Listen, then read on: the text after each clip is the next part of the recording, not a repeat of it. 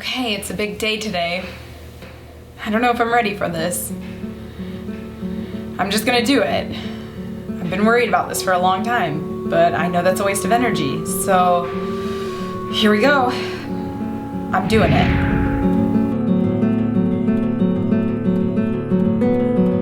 The day's come and I'm not it's not reality yet. All of my stuff fits on one side of a motorcycle. I was able to do it, took a couple tries, but here we are. We're doing it together.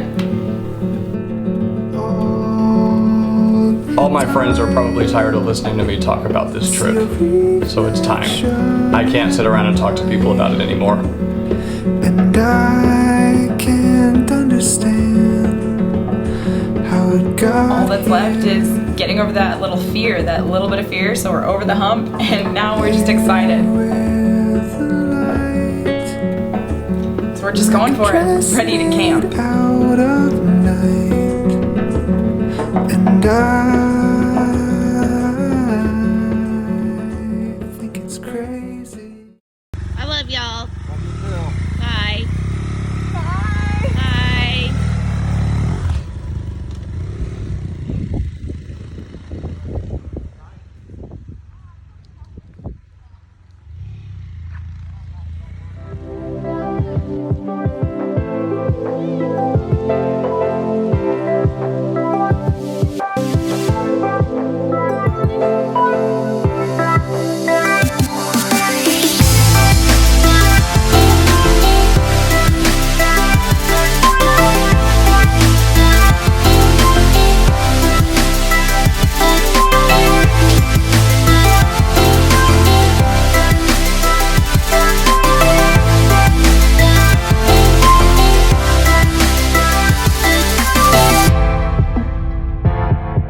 Check it out.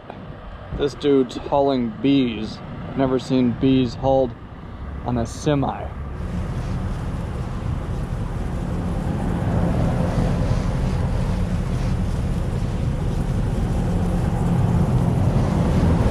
This is my sweetheart.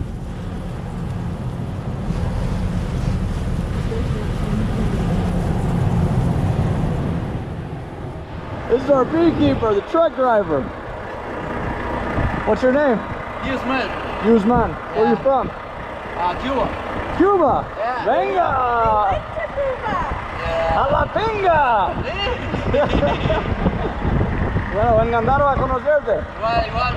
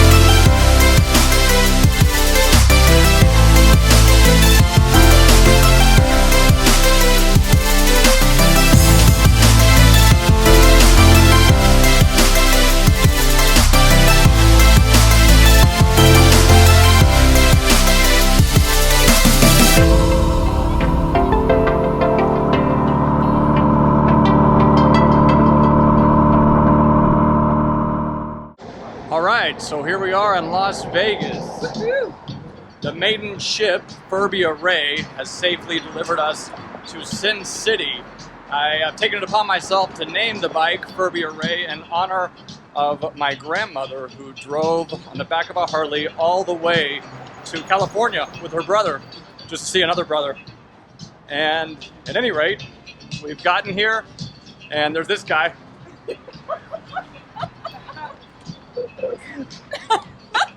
I don't know what just happened. Yeah. So we got here. Distracted. That was a bit distracting. Vegas, I guess. We've gotten here, and I'm a bit backlogged with footage, but it's okay. I wanted to bring everybody up to date by just making a post now, showing that we are here, we're in one piece, and yeah, we've made it. How was your first departure on a motorcycle? It was a very crazy adjustment, but I enjoyed it. We camped in Van Horn, and I made some really nice connections with a man named Moses, and he has a really cool RV park in Van Horn. It was also very windy. I learned that it's windy on a motorcycle, and I am totally powerless. Over semis. That's my trip. And semis, yeah, semis going past us. So, with that, I also wanted to take time to talk about another, well, I shouldn't say another, we're not well-known Texans. I would like to take time to mention another man who had traveled from Texas all the way out west. He definitely made a name for himself in Texas. He was one of the most celebrated Texas Rangers who really changed everything. Many things needed to be changed. It's not commonly known, but some of the first Anglos in Texas were actually more woodsmen than horsemen. Their first conflicts with the Comanche, a far superior mounted force, were characterized by their foolish desire to dismount before engaging in combat. The Anglo woodsmen, as author Stephen Hardin put it, and I paraphrase it, needed to be taught to quote-unquote ride like a Mexican. And who better to teach them than John Coffee Hayes, aka Captain Jack.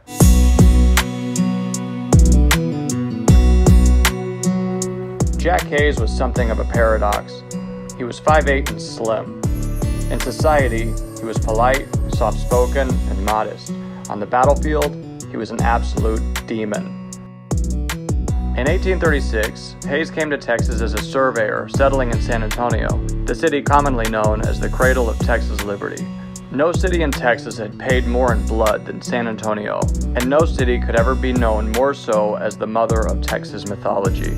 The horses, the cattle, the lariats, the chaps, the boots, the spurs, the saddles, the hats, the cowboys, the Indians, the food, the rodeos, the lingo, the land craziness, all this had been part of daily life for San Antonians for 150 years prior to Hayes' arrival.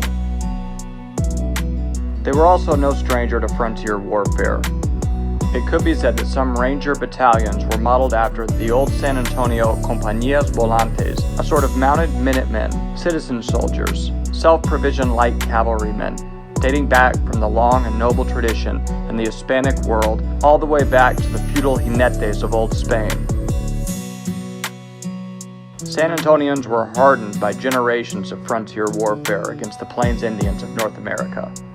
And how about these Plains Indians? One writer noted that they were metamorphosed once in their light saddles. The Comanches were the horse lords of the plains. They hiked their stirrups up high and squatted in them for stability when driving their lances or firing their bow and arrows.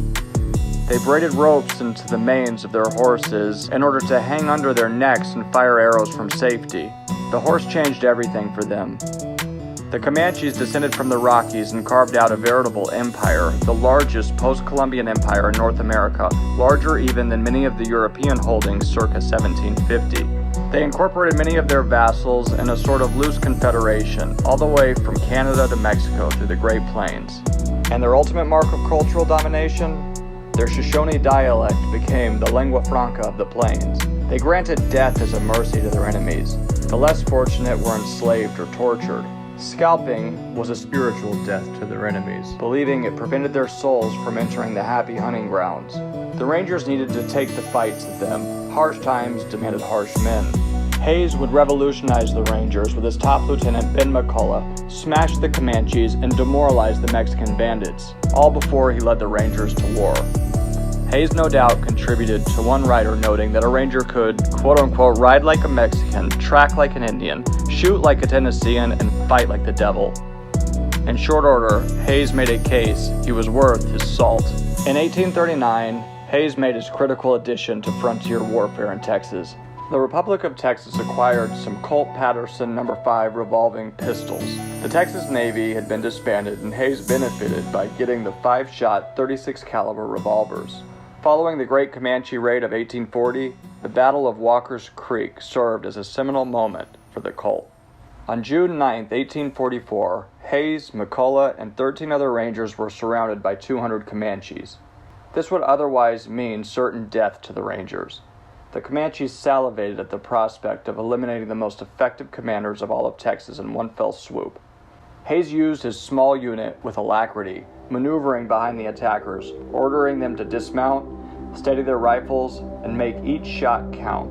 15 well-placed shots in unison had the Comanches writhing and lashing out in all directions. The second volley exposed their positions, but brought down another dozen warriors. The Comanches charged, but were repulsed twice by disciplined rifle fire. The attack dissipated when the chief himself fell. The Rangers took the initiative. They remounted, drew their terrible repeating revolvers, and worked their horses to a gallop. "Powder burn 'em," Hayes yelled, encouraging his men to get as close as possible before firing. 50 Comanches lay dead in the end, and only one dead Ranger. It was one of the few times in recorded history that the Comanche didn't retrieve their dead from the field. Hayes only spent 13 years in Texas, but he set the standard for all Rangers to come. In later years following his service in the Mexican-American War, Hayes pioneered trails through the Southwest to California, passing through Apache lands where a fearsome warrior had Mexican soldiers sending up prayers appealing to St. Jerome for their safety. More on that next time. I wanted to get a shot of that